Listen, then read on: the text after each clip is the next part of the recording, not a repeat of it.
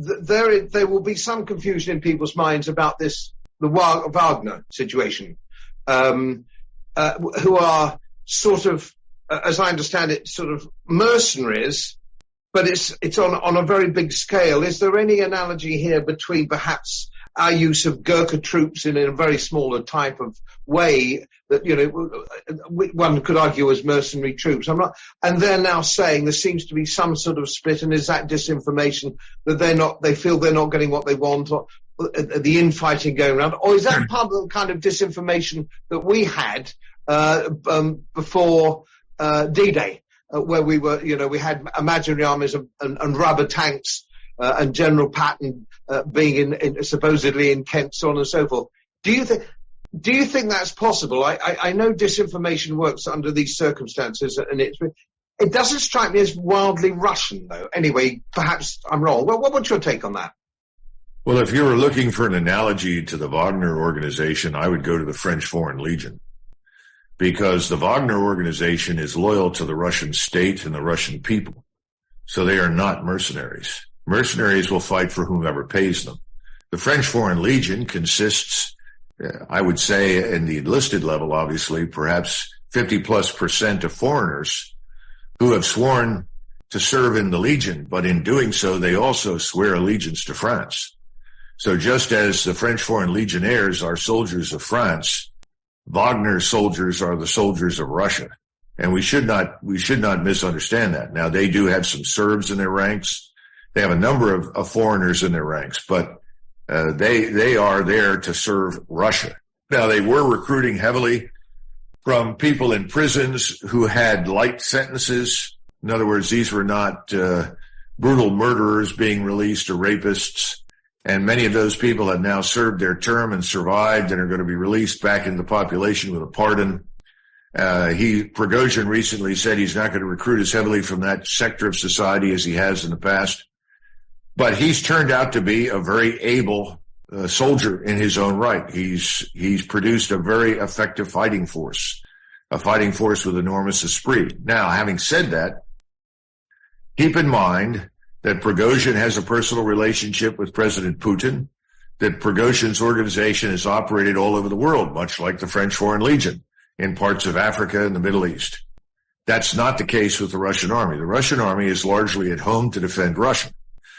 And as a result, President Putin gives him a certain amount of leeway that perhaps would not be granted to others in a similar position, say Corps Command. There are other Russian forces that have fought extremely well. You don't hear about them because Russian general officers in the regular Russian army do not grandstand. They do not go public. They do not complain about what it is they do or do not have. But Prigozhin's complaints have been answered, and right now, Prigozhin's force has come under the direct control, if you will, of General Surovikin, who is now ensuring that they're provisioned with the equipment they need. But we still think that Kadyrov and his Chechen forces will ultimately move in and replace Prigozhin's forces to give them a well-earned rest. And I think you're going to see that happen gradually over the next few weeks. Again, all of this is part of the prep for the coming offensive. And I think they'll want to use Prigozhin's forces in other areas once that offensive begins. Well, thank you for that. That's cleared that up. That's very, very clear to me now. I understand it fully, and I don't think I did before. Very briefly, can I turn to the political situation, which I think is very similar. Dissent is verboten in this country on COVID, climate change. There are sort of 4 or 5 things where there is no dissent at all allowed in mainstream media. And obviously just sticking to the Ukraine situation at the moment, we have an interesting situation insofar as even the Daily Telegraph, which used to be regarded as a quality newspaper, and you spent enough time in Europe, I know, Colonel, to understand that, and their former defence correspondents included people like Claire Hollingworth and John Keegan. These people were giants in their field years ago, 40 years ago. We now have pygmies, and the platform, they're being given this platform, quite junior officers who have gone into politics. We have who found themselves on defence committees. So that these people have maybe short service commissions, very junior level. They haven't passed staff college. They haven't passed the Joint Service Staff College. They haven't passed Royal College of Defence Strategy College or anything like that. But they have a political platform now, and that people tend to look at them and say, oh, well, he was an ex-soldier. He must know what he's talking about. But what we're actually getting, and I've got this delight in this name. I've got his name. I thought you might enjoy this. Hamish de Breton Gordon. I thought he'd love that one. You all lot, really, Colonel. It sounds like it anyway. Although, no, you probably don't like the Gordons. And another guy called Tobias Elwood, who is actually on the British Defence Committee. These guys are being given senior platforms, and what they're actually saying now is the exact reversal of what you and I feel, that, oh, the war is virtually over now, Ukraine's won it. Honestly, I can't believe this, so I don't know where this is coming from. And of course, we have senior generals, and I know you have the same problem in America, and I'm sure we share this view. You cannot get above 1 star rank in either of our armies unless you are politically correct. It's a political appointment. You just can't get above 1 star unless you sing off the same hymn sheet. You've got to be anti-Russian. You've got to be in favour of diversity, whatever that actually means in the army, all these things. And our outgoing political general, Carter, chief of staff, we used to call him the chief of the general staff, but Carter, and there's a new guy that's come in who's the same sort of mouthpiece, saying, this is Britain, right? This is Britain. We need to build up our army so that we can take on Russia. This is so ludicrous from a 4-star. I mean, it beggars belief. And the standard at the Staff College in the late 1940s, as I think I mentioned when I interviewed you before, was General Montgomery. He gave the one tip. He said, "Let me give you one tip at Staff College: never march on Moscow." Yeah. And it seems we have learnt absolutely nothing. And it seems that we both have these political dynamics. We've got an ex-prime minister who actually wants to draw the Ukraine into NATO now. He wants to send the Royal Air Force there to give them air support. There's a sort of suicidal wish by some very senior politicians with no mainstream media dissent at all. And this is very worrying. And I don't understand how they can come to these conclusions. The Economist is the same. The editorial a couple of months ago, The Economist, that the war's over now, it's China we need to worry about. Where do these people come from? Have you got anything you can say to help us on this? For your British audience, I would say a couple of things. First, that certainly during the reign of George III, there were numerous members of Parliament, outspoken critics, writers and so forth of the American Revolution. Many were openly sympathetic to General Washington and his cause of independence, and they said so. They were not jailed. They were not suppressed. They were not shut down.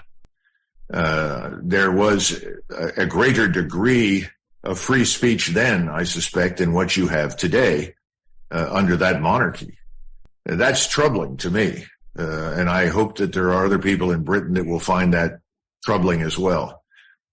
The second thing I would point out is that Palmerston, who was the King's first minister several times, he came back in the 1860s. After having been out of office, he became the King's first minister again, and at the time, the British were watching the Danish-Prussian-Austrian War that had broken out in 1863. There were voices in Great Britain, for reasons that are not entirely clear to me today, but there were voices then, many in Parliament, who said that we should land a British army in Denmark and support the Danes against the Prussians and the Austrians. And Palmerston talked about it, and he said there is no doubt that if we landed 110 or 120,000 of our troops on the Danish peninsula, that they would turn in a great performance. And everybody, of course, said, hear, hear, hear, hear. But he said that this would not make a great deal of common sense, given the fact that neither we nor the Danes nor both of us combined have the necessary capability on the ground to confront the millions and millions of German forces in Austria and Prussia. And everyone sort of said, well, you know, he's got a point. He understood that Britain's great trump card in strategic terms was the Royal Navy. But the Royal Navy wasn't going to make a damn bit of difference to the outcome of the war between Denmark, Prussia, and Austria. And ultimately, the British stayed out of that war, thankfully. That unfortunately, there was no one like Palmerston in 1914 to talk sense into the British people and the Parliament about why Britain should stay out of the First World War, and should have. And this tendency to overestimate yourself in the United States and Great Britain was both based on a serious problem. We both have got it, and that is fighting weak opponents repeatedly over many, many, many years. Opponents that in most cases don't even have armies, navies, air forces, and even in those cases where they did, those forces were weak. And so you end up with the British Expeditionary Force in 1914, a very fine force. Man for man, one of the best that the British ever fielded. They turned in a good performance, and they had absolutely no chance whatsoever of surviving the encounter with the German army. They ultimately were very fortunate. And the French, as you know, took tremendous casualties. I mean, if you look at the opening battles in 1914, the numbers of dead piling up on the French side were horrendous. But by the time the Germans sort of screw themselves into the wall without much effort on the part of the British or the French, and this offensive grinds to a halt, the British can control 20 miles of front, and the other 400 plus miles of front are controlled by the French. The British have never maintained large standing armies, neither have we. And we have always tended, at least until the First World War, to stay out of these encounters that would cause enormous casualties. And we prefer maritime power and increasingly in the 20th century, aerospace power. So I think you're listening to people who are speaking with no knowledge of real warfare. Now, you mentioned World War I earlier. This is something very few people in Britain understand. When the American forces, and there were 2 million of us that landed in France, when we finally fought, we only fought for 110 days. That's it. And in 110 days, we took 318,000 casualties. And in 110 days, we had 110,000 dead. Now, that's war. And that's war between Europeans.